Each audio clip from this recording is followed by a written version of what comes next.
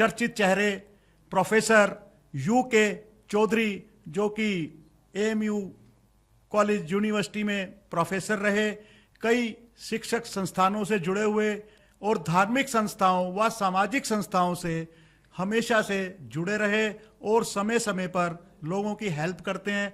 Hospital से phone, school से phone, political से फ़ोन, संस्थाओं से फ़ोन, आप उसको कैसे बियर करते हैं और मैंने देखा है। नमस्कार, मैं ईश्वर वाणी चैनल से राजेंद्र शर्मा आज अपने साथ अपने स्टूडियो में मेरे पास आए हैं बहुत ही व्यस्त और चर्चित चेहरे प्रोफेसर यूके चौधरी, जो कि एएमयू कॉलेज यूनिवर्सिटी में प्रोफेसर रहे, कई शिक्षक संस्थानों से जुड़े हुए, आज एक बहुत ही जानी मानी हस्ती हैं। इनकी शैक्षणिक संस्थाएं भी हैं, हॉस्पिटल भी हैं, राजनीति में भी हैं और धार्मिक संस्थाओं व सामाजिक संस्थाओं से हमेशा से जुड़े रहे और समय समय पर लोगों की हेल्प करते हैं। हमने आपसे वादा किया था कि हम समय समय पर आपकी मुलाकात ऐसी शख्सियतों से कराएंगे, उनके अनुभव आपको सुनाएंगे कि जीवन में कैसे सुखी रहा जाए, कैसे किसी को खुश कर सकते हैं। इसी जिज्ञासा को शांत करने के लिए आज हमारे बीच में डॉक्टर यूके चौधरी हैं। मैं उनसे आपका परिचय कराता हूं और उन्होंने जो हमें समय दिया है उसका धन्यवाद, और विद हिज परमिशन मैं कुछ उनसे जानना चाहूँगा। मेरी उत्सुकता है कि मेरे साथ साथ दुनिया को भी पता लगे कि डॉक्टर चौधरी का अनुभव क्या है। डॉक्टर यूके चौधरी जी। जी प्रणाम राजेंद्र भैया। मैं सौभाग्यशाली हूं कि आज आपके समक्ष यहां उपस्थित हूं। ईश्वर वाणी चैनल के माध्यम से कुछ वार्तालाप आपके साथ हो रही हैं। जी। और आपने जैसा कहा कि अपना तजुर्बा, अपना एक्सपीरियंस शेयर करें, और बहुत ही अच्छा लगता है कि अगर आप किसी क्षेत्र में अच्छा करते हैं या किसी भी अवस्था में आप खुद को अच्छा महसूस करते हैं, वो क्यों करते हैं और कैसे करते हैं, ये बताना बहुत सुखदायी है। और आपका हार्दिक धन्यवाद करता हूं पूरी टीम का आपकी कि उन्होंने मुझे ये अवसर दिया कि मैं आपसे ये वार्तालाप कर सकूं। धन्यवाद। डॉक्टर साहब, मुझे थोड़ा सा ये बताइए, मैंने आपको कई वर्षों से देखा है, मैंने कभी भी आपको तनाव में या टेंशन में नहीं देखा, जबकि आपके ऊपर इतना बर्डन रहता है। मेरा ख्याल है आपका फ़ोन 5 मिनट भी बंद नहीं रहता। हॉस्पिटल से फ़ोन, स्कूल से फ़ोन, पॉलिटिकल से फ़ोन, संस्थाओं से फ़ोन, आप उसको कैसे बियर करते हो। और मैंने देखा है कि आपके चेहरे पे हमेशा मुस्कान देखी है, और मैं ये आपसे ना सीखता हूँ जब भी आता हूँ। कभी आपने गुस्सा भी किया तो 2 मिनट बाद शांत, उसको फिर प्यार कर लिया। आपकी गालियों का भी कोई बुरा नहीं मानता, ऐसा मैंने देखा है। तो भाई साहब, मुझे कृपा करके बताइए इसका क्या राज है। ऐसी कौन सी खुराक या प्रोटीन या एनर्जी आप लेते हैं जो इतने गुण हैं आपके अंदर, आज इसका खुलासा हो ही जाए हमारे टीवी चैनल पर। जी थैंक यू राजेंद्र भाई। देखिए, जो भी हम हैं, जिस भी रूप में हम हैं, वो सब ईश्वर का दिया है। अगर ईश्वर है, खुदा है, परम पिता परमात्मा है, जीसस है, कोई भी ऐसी शक्ति है, तो हमारा एक एक जीवन का क्षण, हमारे एक एक बनावट की संरचना और हमारा एक एक गुण वही निर्धारित करते हैं और वही हमें किस प्रकार का व्यक्तित्व बनाते हैं। लेकिन मैं ये मान के चलता हूं कि जिस प्रकार एक बच्चा पैदा होता है, तो आपने 3-4 साल 2 साल के बच्चे को देखा होगा, वो गिरता है, गिरते उसको चोट लग जाती है। अगर वो चोट बड़ी नहीं है तो वो बहुत तेज रोता है, और बड़ी नहीं है तो 2 मिनट में उसको कोई खिलौना दे दो या एक टॉफी दे दो तो वो 2 मिनट में अपनी बात को भूल जाता है गिरने की।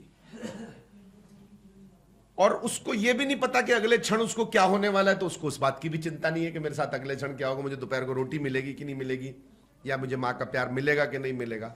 लेकिन वो 2 मिनट के बाद प्रसन्न हो जाता है, और प्रसन्नता में तब तक लगा रहता है जब तक कोई विशेष परिस्थिति और नहीं आती है।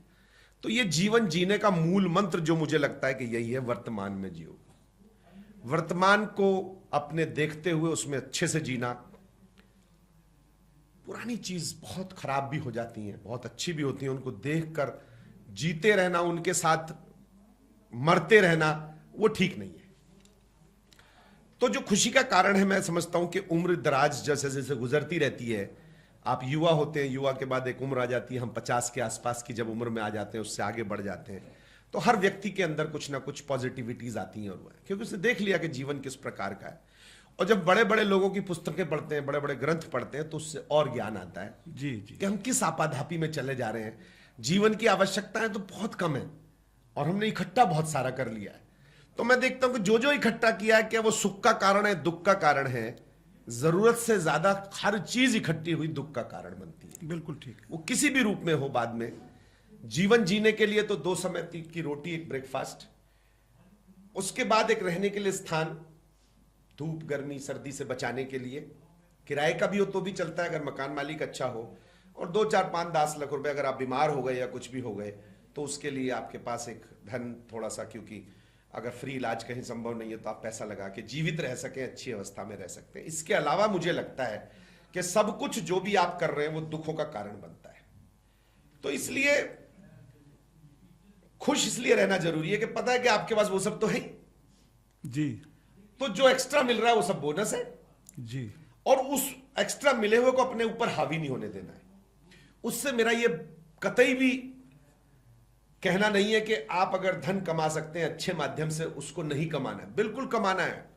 आप अंबानी बन जाइए, आप बिड़ला बन जाइए, आप अडानी बन जाइए, लेकिन सही परिस्थितियों में सही तरीके से, बिना किसी दुख कष्ट को झेले हुए आप वैसा करेंगे तो कभी कोई परेशानी नहीं है। लेकिन फिर भी मैं ये बताना चाहता हूं कि अगर हमने ये एक्स्ट्रा माइक भी खरीदा है तो जैसे ही ये खराब होगा और हमारा काम रुकेगा तो हमें ये हमारे कष्ट को बढ़ा देगा। भाई ठीक कराओ इसे जल्दी, कहां मैकेनिक है? बोले जी मैकेनिक के घर में तो शादी है, 3 दिन बाद आएगा, फिर आप दूसरा मैकेनिक ढूंढो। तो इस प्रकार में एक छोटा सा उदाहरण दे दिया कि ये हमने इकट्ठा तो किया, फिर आप मेंटली प्रिपेयर हो जाओ कि इसके लिए कि इसकी सारी व्यवस्था भी मुझे देखनी है।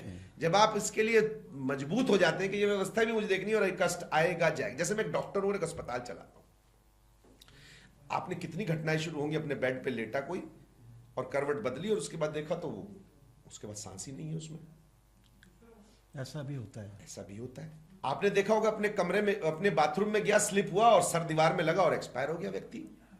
लेकिन अगर ये हॉस्पिटल के उसमें हो जाए, प्रांगण में, तो कौन दोषी है? हॉस्पिटल वालों को। समझदार लोग बहुत है, लेकिन कितने लोग ऐसे हैं जो कहेंगे डॉक्टरों ने मार दिया, डॉक्टरों ने मार दिया। तो मैं उस चीज के लिए मेंटली प्रिपेयर हूं कि मुझ पर कोई भी दोषारोपण कर सकता है। हम रोज मशीन को खोल रहे हैं, चलती हुई दिल की धड़कन, चलती हुई आंतें, और जो कितने, मेरी वाइफ गायनेकोलॉजिस्ट है, रोज ही वो हृदय को शरीर को खोल रही है और बंद कर रही है जी। और सबके शरीर अलग है।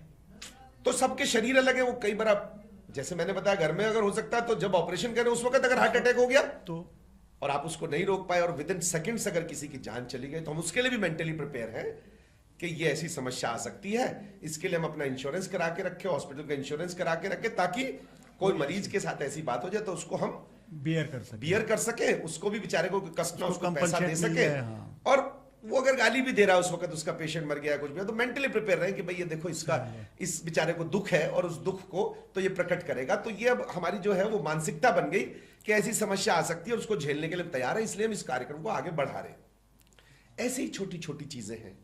आप मानसिक रूप से तैयार रहिए कि ऐसा भी हो सकता है, ये भी हो सकता है, और आगे बढ़ते चले जाइए। मुझे लगता है वर्तमान में जिएंगे तो आपके पास नकारात्मकताएं कम आएंगी और आप मुस्कुराते हुए समस्याओं का समाधान भी निकाल लेंगे।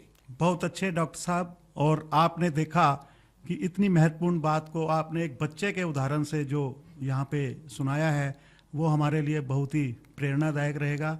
और अब मैं चाहूँगा आप हमारे ईश्वर चैनल, ईश्वर वाणी चैनल के लिए 2 शब्द कहें, हमें आशीर्वाद दें, हमें अनुग्रहित करें और हमें भविष्य में आगे बढ़ने के लिए प्रेरणा स्रोत वचन कहें, अपना आशीर्वाद दें डॉक्टर साहब, तो आपकी बहुत मेहरबानी होगी डॉक्टर साहब। जी देखिए, परमपिता ने इस चैनल का नाम ही ईश्वर वाणी दिया है, और मैं शुरुआत करने से पहले ही आपको बोल रहा था कि ये हम नहीं बोल रहे, ये ईश्वर की वाणी है। बहुत अच्छा। ये ईश्वर हमें प्रेरित कर रहा है वो चीज बोलने के लिए, ईश्वर प्रेरित कर रहा है आपको वो पूछने के लिए, और ये ईश्वर प्रेरित कर रहा है कि आज हम दोनों लोगों को, अपने जो ईश्वर वाणी के संयोजक हैं, आयोजक हैं, जो मालिक हैं, जैसे गुप्ता जी हुए, बहुत सारा स्टाफ मुझे बाहर मिला, वो सब लोगों ने एक माध्यम हमें पैदा किया है आपस में बातचीत करके, और इस बातचीत को बाकी माध्यमों से लोगों तक पहुंचाने के लिए।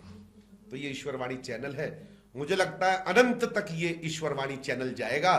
और आप जैसे लोग जिस प्रकार से इसको मेहनत कर रहे हैं, वो दिन दूर नहीं कि ईश्वरवाणी चैनल विश्व में अपना एक नाम बनाएगा और इसी प्रकार से अच्छे अच्छे कार्यों में लग के हर व्यक्ति को प्रभावित करेगा, अच्छे के लिए काम करेगा। मेरी परम पिता से प्रार्थना है कि ईश्वरवाणी चैनल को इसी प्रकार अच्छे अच्छे लोगों के साथ जोड़े, अच्छी अच्छी बातें हम इसे करवाए, और फिर अगर एक भी व्यक्ति का उन बातों को सुनकर भला होता है तो मैं समझता हूं कि हमारा और आपका और इस चैनल का भी जीवन सफल महसूस होगा। बहुत बहुत शुक्रिया डॉक्टर साहब, आपने हमें समय दिया।